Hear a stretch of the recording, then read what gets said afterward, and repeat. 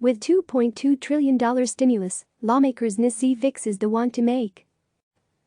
Lawmakers responsible for passing a $2.2 trillion stimulus bill in a matter of days are now looking back with some buyer's remorse, fearful that some of the programs they launched haven't yet met their potential or have unleashed unintended consequences that could become a liability in the next election, with each party already pointing the finger at colleagues across the aisle.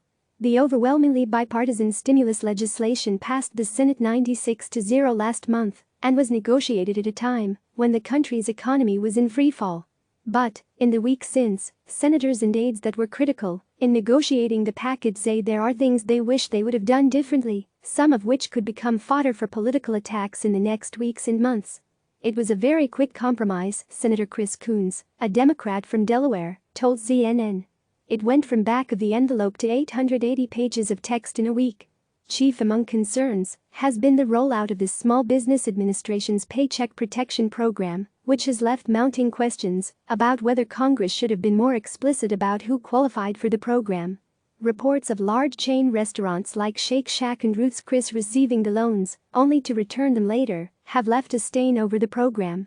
Reports that lenders were giving preferential treatment to some customers over others led Small Business Chairman Marco Rubio, a Florida Republican senator, to threaten to use his subpoena power to investigate. And, on the lending side, banks and credit unions have been sounding the alarm for weeks that SBA's technology hasn't been able to handle the volume of new loans going out the door. I don't know that we really thought about some of the things that have happened, one Republican aide who worked on negotiations told CNN. We should have, but when you are panicking about the world collapsing around you, it's easy to not to see things until you see them in retrospect. But, when lawmakers increased the amount of funding for the SBA earlier this month, they didn't make any substantial changes to the program other than creating a separate $60 billion fund to ensure smaller institutions could reach underserved communities. Still, lawmakers say they knew that approving such a massive program so quickly would have plenty of hiccups. As I always tell people, there are two circumstances when you make some of your biggest mistakes: when you are emotional and when you are in a hurry, said Representative Steve Womack, a Republican from Arkansas. We were not the beneficiaries of time on this because we needed to do something quickly. We were all emotionally impacted because it was affecting everybody.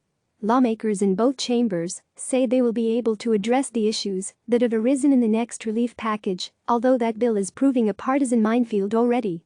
We needed to get the money out quickly. We didn't want to have a lot of bureaucracy to stop the money from going out, said Maryland Senator Ben Cardin, the top Democrat on the Small Business Committee.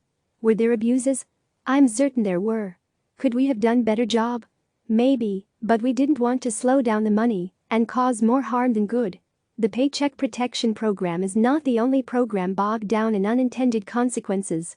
The increase in unemployment insurance benefits has largely been managed by the states, with varying success rates depending on where a worker is living. In some states, the additional $600 Congress mandated through July have begun going out. In other states, the payments have been delayed as some have struggled to get on unemployment rolls. President Donald Trump seized on the discrepancies Monday, blaming Democrats. Blame the Democrats for any lateness in your enhanced unemployment insurance. I wanted the money to be paid directly. They insisted it be paid by states for distribution. I told them this would happen, especially with many states which have old computers, Trump wrote on Twitter. The more than $150 billion in state and local money agreed to has also had an uneven impact, with some mayors and governors arguing that federal mandates that the money be used only for costs related to managing coronavirus and not revenue shortfalls mean some places, where budgets are strained, may not be able to use money they were granted. We should have allowed them total flexibility. I know there are states and local governments who cannot really use that money we sent them, said Virginia Democratic Representative Jerry Connolly, a member of the House Oversight Committee. For some of the programs, the unintended consequences are still to come. The Federal Reserve has yet to set up the $500 billion Main Street lending program intended to give money to larger businesses affected by coronavirus. The program is expected to draw more ire as lawmakers and the public scrutinize the worthiness of larger companies that receive financial help from the feds. The congressional legislation left Treasury largely in the driver's seat to establish the rules for the funding, something Democrats are already seizing on. Democrats say that the most important thing now for Congress is to be able to properly oversee the programs, to identify abuses and fixes in future legislation. This was a startup program. We knew we were going to have problems, we had to get money out quickly, and I'm glad we were able to do that. But we have to evaluate, Cardin said. Those who abused the system have to be held accountable. But there are concerns about whether the administration will be forthcoming, with numerous oversight bodies ramping up to keep tabs on the spending as well as the administration response to the outbreak itself. Representative Madeline Dean, a Pennsylvania Democrat on the Financial Services Committee, said the panel held a conference call last week with Treasury Secretary Steve Mnuchin, in which lawmakers pressed Mnuchin to disclose who has been able to access relief funds.